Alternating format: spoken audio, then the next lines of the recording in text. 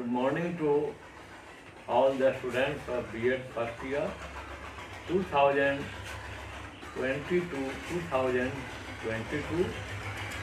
of Chanakya college of education Bettiah. कल हम लोग श्री अरविंद के शिक्षा दर्शन के संदर्भ में अनुशासन तक पहुँचे थे। इसमें प्रभावात्मक अनुशासन और मुक्त्यात्मक अनुशासन के बारे में हम लोग चर्चा किए थे। आज हम लोग शिक्षक का स्थान उनके दर्शन में क्या है, इस पर हम लोग चर्चा करेंगे। यहीं से शुरुआत करेंगे। श्री अरविंद शिक्षक को ज्ञान देने का माध्यम मानते थे, लेकिन वह उसे एक मार्गदर्शक और सहायक के रूप में स्वीकार करते हैं। वह यह भी मानते हैं कि एक आदर्श शिक्षक व्यक्ति की आत्मा को आगे बढ़ाने वाला होता है। शिक्षक को अध्यात्म विषय का स्पष्ट ज्ञान होना चाहिए, यानी आध्यात्मिक होना चाहिए, और वह योग की क्रिया में दक्ष हो। वह शिक्षक को योगी बनाना चाहते थे। उनका कथन है, अध्यापक निर्देशक या स्वामी नहीं है, वह सहायक और पथ प्रदर्शक, प्रेरणादायक है। उसका कार्य सुझाव देना है, न कि ज्ञान को बच्चों पर ऊपर से थोपना। और वास्तव में छात्र के मस्तिष्क को प्रशिक्षित नहीं करता है। वह यह बताता है कि अपने ज्ञान के साधनों को किस प्रकार समृद्ध बनाया जाए। वह छात्रों को सीखने की प्रक्रिया में सहायता और प्रेरणा देता है।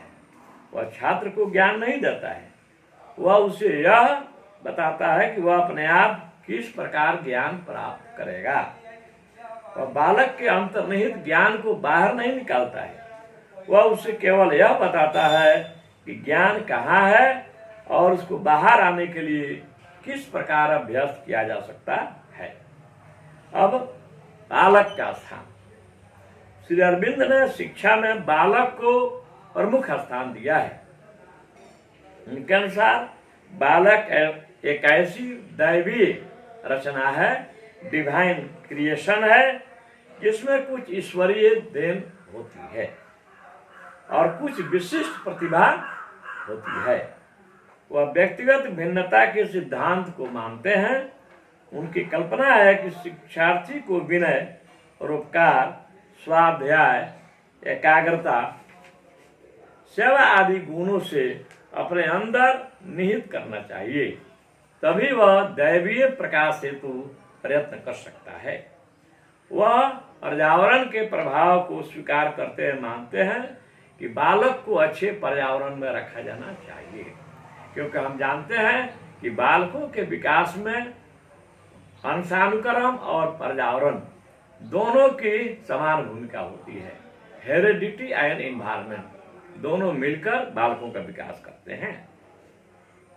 अरविंद के शब्दों में बालक को माता पिता अथवा शिक्षक की इच्छा अनुकूल ढालना अंधविश्वास है और जंगलीपन है। माता पिता इससे बड़ी भूल और कोई कर ही नहीं सकते हैं कि वे पहले से इस बात की व्यवस्था करें कि उनके पुत्र में विशिष्ट गुणों, क्षमताओं तथा विचारों का विकास होगा। प्रकृति को स्वयं अपने धर्म का त्याग करने के लिए बाध्य करना उसे अस्थायी हानि पहुंचाना है। उसके विकास को उल्टी दिशा में घुमाना है, रिवर्स डायरेक्शन में करना है, तथा उसकी पूर्णता को दूषित करना है। अर्थात इससे यह साबित होता है कि बालक को माता पिता अथवा शिक्षक की इच्छा के अनुसार ढालना उचित नहीं है। अब आइए विद्यालय में है। श्री अरविंद मानते थे कि विद्यालय ऐसा हो जो बालक के अंदर भौतिक और आध्यात्मिक, फिजिकल एंड स्पिरिचुअल गुणों का विकास कर सके। वह मानते थे कि विद्यालय का वातावरण विश्व बंधुत्व की भावना से ओतप्रोत हो। यानी संसार में जितने भी प्राणी मानव हैं वे सब हमारे भाई बहन इसलिए हैं कि वे सब एक ही ईश्वर की संतान हैं। यही है विश्व बंधुत्व की भावना। उन्होंने विद्यालय के संबंध अपने विचारों को क्रियान्वित करने हेतु एक आश्रम की स्थापना की, जिसे अरविंद आश्रम के नाम से जाना जाता है। यहाँ पर भौतिक और आध्यात्मिक दोनों शिक्षा दी जाती थी और विभिन्न धर्म और जाति के लोग यहाँ पढ़ते थे। इन्होंने पूर्ण शिक्षा की व्यवस्था की थी। श्री अरविंद के अनुसार विद्यालयों में प्रत्येक जाति, धर्म, रंग और वर्ग आदि के बालकों को प्रवेश मिलना चाहिए। उनमें किसी प्रकार का भेदभाव धर्म, जाति, लिंग इत्यादि के आधार पर नहीं होना चाहिए। बालकों को अपने धर्म, संस्कृति और भाषा अध्ययन के लिए सुविधाएं दी जानी चाहिए। विद्यालय में विश्व बंधुत्व की भावना से परिपूर्ण पर्यावरण बना रहना चाहिए। श्री अरविंद द्वारा स्थापित अरविंद आश्रम इन्हीं सब सिद्धांतों पर आधारित है। यानी अरविंद आश्रम में भौतिक और आध्यात्मिक दोनों प्रकार की सुविधाएं दी जाती थी। अब आइए शिक्षा के अन्य पक्षों के संबंध में श्री अरविंद के विचार। राष्ट्रीय शिक्षा, नेशनल एजुकेशन। श्री अरविंद ने भारत की विदेशी शिक्षा की आलोचना की और राष्ट्रीय शिक्षा की पूरी रूपरेखा तैयार की। उनके अनुसार राष्ट्रीय शिक्षा उस शिक्षा को कहते हैं जो राष्ट्र के लोगों को राष्ट्रीय पद्धति से राष्ट्र के नियंत्रण में दी जाती है। इसी उद्देश्य की पूर्ति हेतु श्री अरविंद का विचार था, क्योंकि भारतीय संस्कृति में आध्यात्मिकता का अत्यधिक महत्व है, इसलिए शिक्षा का आधार आध्यात्मिकता और ब्रह्मचर्य होना चाहिए। सच्ची राष्ट्रीय शिक्षा के नींव अपने ही विश्वासों, अपने मस्तिष्क और आत्मा के आधार पर डाली जाए। शिक्षा जिसकी खोज में हम लगे हैं वह भारतीय आत्मा, उसकी आवश्यकता, स्वभाव और संस्कृति के उपयुक्त शिक्षा है। केवल ऐसी शिक्षा नहीं चाहिए जो भूतकाल के प्रति आस्था रखती हो, बल्कि भारत की विकासमान आत्मा के प्रति, उसकी भावी आवश्यकता के प्रति, महानता के प्रति, उसकी शाश्वत आत्मा के प्रति आस्था रखती हो। दूसरा है धार्मिक और नैतिक शिक्षा, रिलीजियस एंड मोरल एजुकेशन। विद्यालयों और विश्वविद्यालयों में धार्मिक शिक्षा प्रदान करने के संबंध में श्री अरविंद का विचार था कि इस अवस्था में विद्यार्थियों की विचारधारा अनमेच्योर्ड होती है, अपरिपक्व होती है, उनमें स्थिरता और गहराई का अभाव होता है।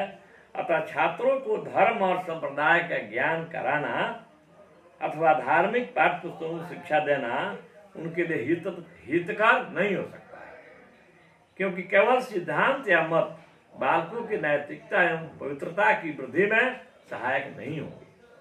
नैतिक पाठ्य पुस्तकों द्वारा दिए गए आदर्श यांत्रिक एवं कृत्रिम होते हैं, मैकेनिकल एंड आर्टिफिशियल होते हैं। इस संबंध में सुझाव बहुत सहायक होंगे।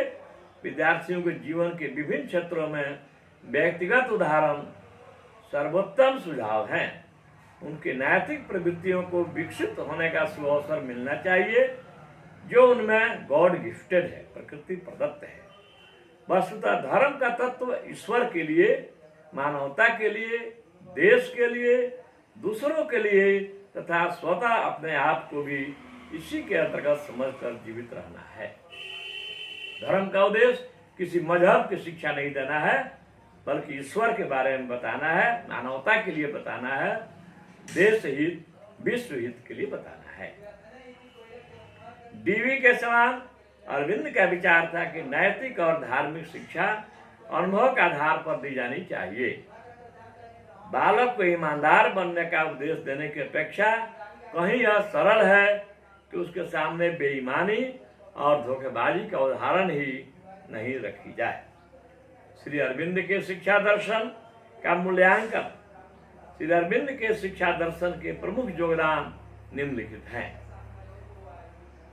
पहला है योग और पूर्ण योग पर बल देते हुए योग विश्वविद्यालय की स्थापना, establishment of yoga university, stressing on yoga and complete yoga. दूसरा है आध्यात्मिकता और आध्यात्मिक एकता पर बल देना, हम सब एक ही ईश्वर की संतान है, इस पर बल देना। तीसरा है राष्ट्रीय शिक्षा नीति पर बल देना। राष्ट्रीय शिक्षा नीति अभी हम चर्चा किए थे। राष्ट्रीय शिक्षा उस शिक्षा को कहते हैं जो राष्ट्र के लोगों को राष्ट्रीय शिक्षा पद्धति से राष्ट्र के नियंत्रण में दी जाती है। चौथा है अति मानसिक चेतना को सिद्ध करना। प्रत्येक बालक में पहले से ही नैसर्गिक गुण हैं, पहले से ही कुछ दैवीय गुण हैं जिनको विकसित होने देना, यही जो है अति मानसिक चेतना को सिद्ध करना है। अभिप्सा का परिचय, बालकों को हमेशा आगे की ओर सोचना चाहिए, पीछे की ओर नहीं सोचना चाहिए। बालक अधिक से अधिक ज्ञान अर्जित करने के लिए अर्जित करने की खोज में बालक को रहना चाहिए, उसको कर्म योगी बनना चाहिए, है ना। नेक्स्ट है कर्म योग का सिद्धांत। इन्होंने कर्म योग पर अधिक बल दिया, यानी कर के जो सीखने की बात है वह जो है वह ज्ञान अस्थायी और अमिट होता है। शिक्षा में नैतिकता और धर्म को महत्वपूर्ण समझना। नैतिकता, to understand the morality and religious affairs. इसमें है कि बालकों को अधिक से अधिक नैतिक और चरित्रवान बनाया जाना चाहिए। इसके लिए उन्हें आदर्श उदाहरण भी, अच्छे अच्छे लोगों का उदाहरण भी, जो कर्मयोगी हुए हैं उनका उदाहरण उनके सामने पेश करके गलत आदमी का उदाहरण उनके सामने नहीं दिया जाना चाहिए। नेक्स्ट है, हाँ उसमें है धर्म। धर्म का अभी हम बताए थे, धर्म का मतलब मजहब नहीं है, किसी खास संप्रदाय की शिक्षा देना नहीं है। धर्म का मतलब यहाँ है आध्यात्मिकता, यानी हम सब एक ही ईश्वर की संतान हैं। चाहे हम किसी भी जाति, किसी भी धर्म, किसी भी रंग, किसी भी संप्रदाय का हो, उससे हमको मतलब नहीं है। यह मानकर चलें कि सब हम एक ही ईश्वर की संतान हैं और सब हम लोग आपस में भाई बहन हैं। चाहे हम किसी भी देश का रहने वाले हों, किसी भी भाषा को बोलते हों, किसी भी संप्रदाय के हों, किसी भी देश या किसी भी प्रदेश के रहने वाले हों, हम सब एक ही ईश्वर की संतान हैं, सबका सुख दुख एक समान है। नेक्स्ट, अत्युत्तम मानव की कल्पना करना, सुपरमैन की कल्पना करना, यह जो है इनका शिक्षा दर्शन का मुख्य आधार है। एक ऐसा छात्र विद्यालय से निकले जिसके पास सारे गुण, उत्तम व्यक्ति के सारे गुण मौजूद हों, उसमें आध्यात्मिकता की फूट हो, उसमें भौतिकवाद की फूट हो, दोनों को इन्होंने बराबर स्थान दिया है। तो आज हम लोगों ने श्री अरविंद का हम लोग शिक्षा दर्शन कर रहे थे, आज यह पूरा हुआ और इसके बाद हम लोग कल जो है स्वामी विवेकानंद का शिक्षा दर्शन कल शुरू करेंगे। यही 4 आप लोगों को हम भारतीय शिक्षा दर्शन से बताए हैं। एक महात्मा गांधी, दूसरा रविन्द्रनाथ टैगोर, तीसरा श्री अरविंद घोष, चौथा स्वामी विवेकानंद हम बताएंगे। इसमें से 4 में से एक ठो आना है। चौथी इकाई में जब होगी, जब आपको प्रश्न मिलेंगे तो एक ठो इसमें से जरूर रहेगा और एक आएगा उधर से पाश्चात्य में से, पाश्चात्य दार्शनिक में से, उसमें से भी 3 ठो पढ़ाएंगे, एक ठो मिल जाएगा, कोई एक आप लिख देंगे। धन्यवाद। घर पर रहिए और सुरक्षित रहिए।